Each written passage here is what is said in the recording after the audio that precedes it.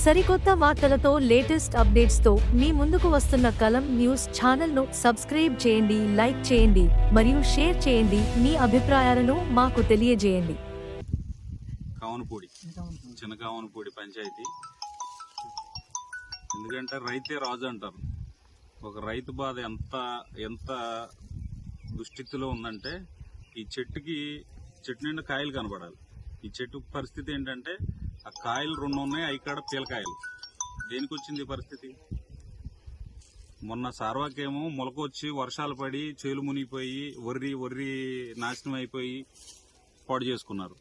Next మినుము జల్లినాళ్ళు మినుము పాడైపోయి మళ్ళీ దుక్కు దున్ని 7,000కి కింటా కొనుక్కొని జల్లుకున్న వాళ్ళు మళ్ళీ దుక్కు దున్ని మళ్ళీ జల్లుకునేసరికి వాళ్ళకి ఎకరానికి మళ్ళీ ఖర్చు 15,000 అయింది. ఇప్పుడు పరిస్థితి ఏంటి? వాటర్ లేకుండా ప్రజాప్రతినిధులు మిమ్మల్ని ఎంచుకున్నది ఎందుకు? ప్రజలు ఒక ఎమ్మెల్యే అయినా, జడ్పీటీసీ అయినా, ఎంపీటీసీ అయినా, ఎంపీపీ అయినా మీరు దేనికున్నారు? రైతుల బాధలు పట్టించుకోరా? మీరు రైతు మీద కక్ష సాధింపు తప్ప, రైతుని వాడుకుంటాం తప్ప ఓటుకి రైతుకి ఎక్కడైనా మీరు ఉపయోగపడ్డారా?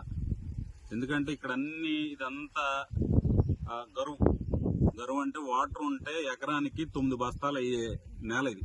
7 బస్తాల నుంచి 9 బస్తాలు అవుతుంది. ఇప్పుడు బస్తా కాడ పండని పరిస్థితి.